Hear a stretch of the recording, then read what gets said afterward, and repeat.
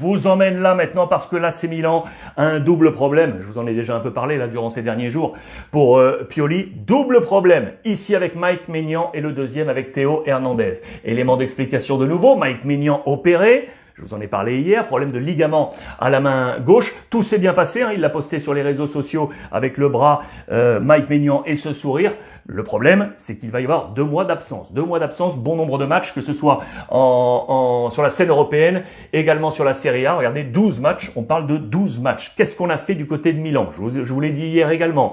On est allé chercher Mirante, le gardien qui était libre, ex-AS Roma, et on a également les solutions en interne avec l'ancien de l'Olympique lyonnais, Tatarusanu, qui devrait jouer ce week-end. Affaire à suivre. Et Mike Maignan, donc, en pleine, j'allais vous dire reprise, non pas encore reprise, bien entendu, il est tranquillement installé avec ce bras et on va lui souhaiter bien entendu le plus prompt rétablissement. Ça c'est le premier problème. Le deuxième, il est ici, regardez, avec Théo Hernandez. Pourquoi? Touché par la Covid. Théo Hernandez touché par la Covid. Et du coup, Pioli va devoir se réinventer. Mais il est un astre pour ça. Il est un fin joueur d'échecs.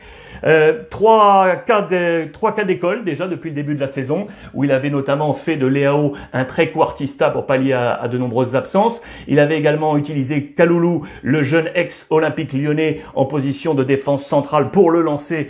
Réussite absolue sur ces 2 cas. Réussite également sur l'utilisation de Rebic lorsque Ibrahimovic et Olivier Giroud étaient absents dans la position de numéro 9. Et donc là, avec l'absence de Théo, la solution, ou les 2 solutions possible, c'est Ballo-Touré qui pourrait jouer donc à cette position de latéral gauche, ou Calabria. L'échiquier de Pioli va bouger donc ce week-end. Un autre échiquier qui va bouger, c'est du côté de l'Inter Milan avec Inzaghi. Pourquoi? Parce qu'après le virus FIFA et les déplacements notamment des Sud-Américains, il n'est pas sûr de pouvoir compter sur Lautaro et Correa. Comment va-t-il faire? Il va se baser sur ces 2 hommes-là, avec l'ami Ivan Perisic et Çalhanoğlu.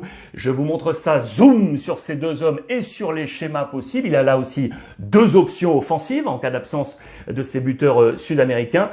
Accompagné de Dzeko de Perisic, à plat, comme ça avait marché, on le précise, face à la Fiorentina. Très intéressant. Et le deuxième cas, c'est utiliser Dzeko en pointe, bien évidemment, et Çalhanoğlu juste derrière, avec beaucoup de liberté pour aller chercher les lignes offensives. Présence également de Gagliardini pour apporter du poids et du physique au milieu de terrain. 2 options, vous l'aurez compris, pour Inzaghi. Affaire à suivre. En parlant des Sud-Américains, sachez qu'en Italie, les buts inscrits par les Sud-Américains sont en baisse. C'est un ratio intéressant, une petite étude intéressante. On est loin des années fastes où Ronaldo, Batistuta ou encore Cavani marquaient de leur empreinte les buts du côté de la Serie A italienne. Vous voyez cette courbe rouge, c'est le pourcentage ratio de buts inscrits par des Sud-Américains en Serie A.